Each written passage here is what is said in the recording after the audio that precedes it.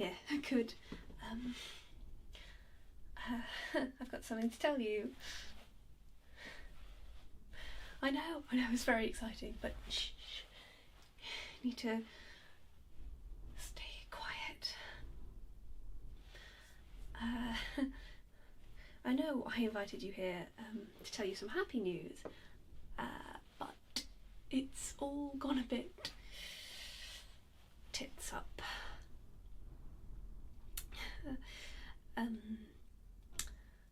So, although I invited you here, I need to tell you something rather disturbing. Where to start? Should we start at the beginning? I think that will help. It might not, but it might. So, at the beginning, I've always loved the idea of being in love. I know that makes me sound incredibly selfish, and you probably think I am, but I've always loved the idea of being in love. I've read all the Brontes, all the Austens, and don't get me started on rom-coms. But despite my inside-out knowledge of Mr. Darcy, I just hadn't found one.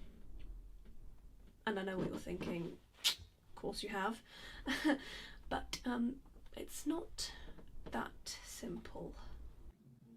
Anyway, where was I? As I was saying, oh yes, I've always been terrible at dates. I thought I was cursed, all these boring boys and dull dudes, but it was partially my fault.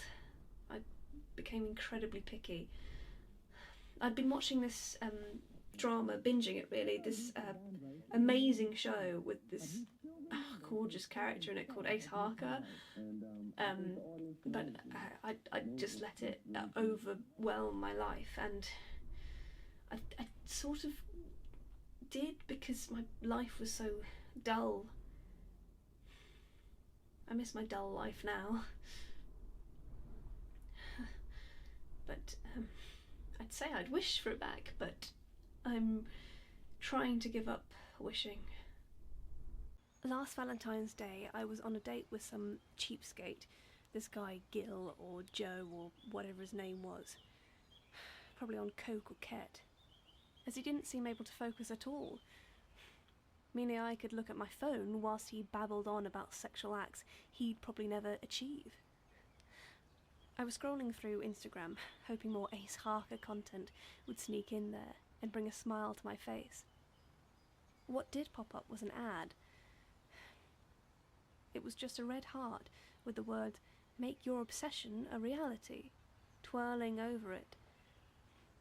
It didn't seem to be from any account, which was odd. I was depressingly sober, so I can't blame my actions on alcohol. I didn't even think twice, I just tapped my screen. It immediately shut my phone down. Popping my headphones in and opening my phone for directions, I was greeted by a deep voice. "You've given in. Good girl. It's finally your time to get what you've been consumed by." Whipping my head round, I realised I was alone. Not only alone, but the street lights had seemed to disappear. It hadn't been that dark when I'd left Boris, or whatever his name was. Just keep moving forward. If that guy is talking to me, the creep will get bored or distracted. Just get to the bus, I told myself internally as I staggered forward, the panic making my throat close and heart pulse quicker. "So, what's it to be? Are you ready to take the leap?" Fumbling to grab hold of my keys between my knuckles, I turned slowly, hoping if I just looked threatening enough, he'd back the fuck off. No one was there. Feeling calm enough, I turned my attention back to my phone for directions home. "Come on, give in. You know you want to." Of course, it was emanating from my earphones. The alluringly simple ad led to a rather dull form asking all sorts of odd questions about my obsession. It kept the questions incredibly open. I filled it out of boredom, with Ace Harker's details because, of course. I pressed submit and was expecting an error message to appear or another advert. But no. The screen went black. Good girl. I hope this brings you bliss. I notched the evening up as another failure in my search for someone special. Usually I'd lie in bed and read fan fiction till about 1 a.m, but it felt too cringy after the events of the evening. Instead I passed out the minute my head hit the headboard by accident. Okay, what happened next was real weird. I wouldn't for a moment expect this to ever happen. But it did. I woke up with an awful headache. That's not the surprising part. But as I reached out to grab paracetamol from my side table, instead of hitting the cold, hard surface of the IKEA eau-de-laden, my palm was opened by a warm human hand and 2 little pills placed in it. I looked up to inspect who the hell this was in my fucking room, and I was...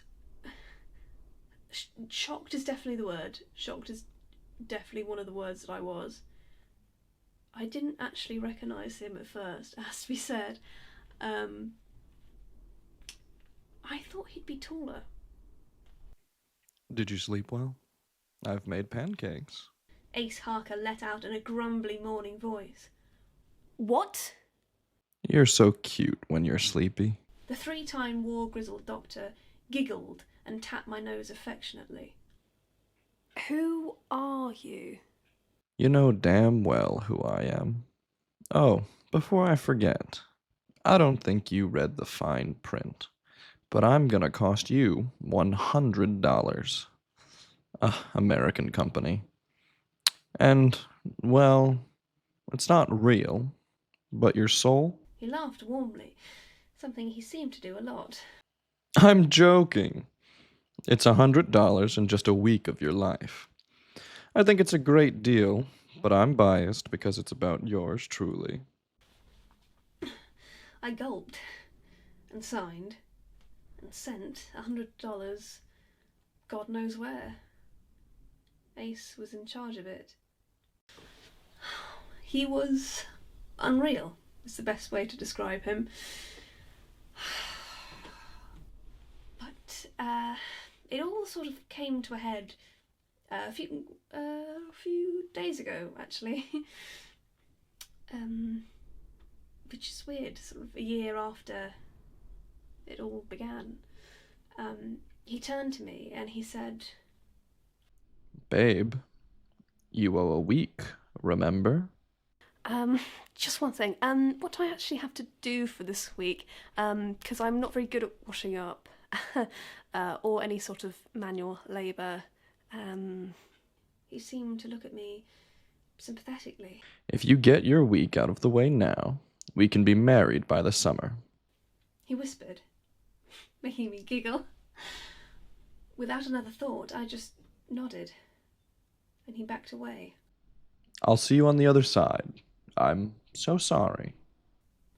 He waved before blinking out of existence. And that's how we got here. I know. It's really weird. I didn't really notice it at first. It started very slowly. I lost minutes, then hours, and then I started waking up in places I didn't remember going to. My housemates thought I was having a mental breakdown. They're probably not wrong. It was all pretty harmless. I sort of felt that it was like a bucket list for the recently deceased, because all the things were really, they were positive for the person possessing me. I woke up at one point and I was mid-placing a note into a stripper's bra, and the embarrassment, I can't tell you. But then things took a nasty turn. I woke up warm and wet, the smell of smoke clinging to my hair and clothes. I could feel something bitty and chewy in my teeth. Spitting it out, flesh landed with a splat into my dark, stained hands. As my eyesight cleared, I could make out one of those large barbecue cookers open, large chunks laid out coated in sauce, cooking merrily on it. Okay, so this person was a severe roast lover, I thought, getting up, feeling queasy as I felt whatever I'd consumed repeating on me. My body lurched and I coughed up something hard and pale. I scrutinised it. I thought it was a bone, and I wasn't totally wrong. A small human tooth sat in my hand. I panicked and ran another hand across my mouth. No, not one of mine. As I left the small garden, I tried to ignore the child's bracelet melting on the barbecue frame. I'm sorry. I really am. Look, I tried to think of every other way of doing this, but as I've told you, this is why you're in this position. If it helps, you wouldn't have made it onto the wedding invites. I know, but the thing is, the whole contract is non-refundable, and I can't live without him. So, okay, I feel it coming. It sort of feels in like a burst of energy. I'll see you on the other side.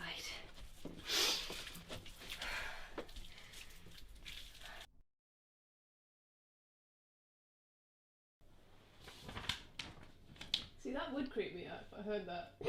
Scene 6, exterior park bench day. Shut the fuck up. Alright.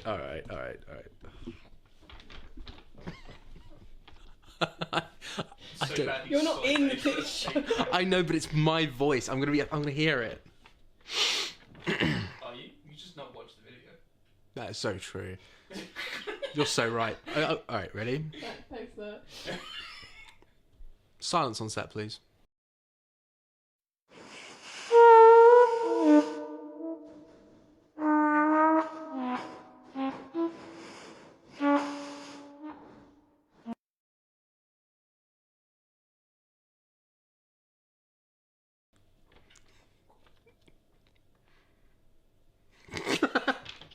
Silence and set, please. Yeah. You were silent. Alright, I got it. It's too much. It was too quiet. Alright. Fucking hell.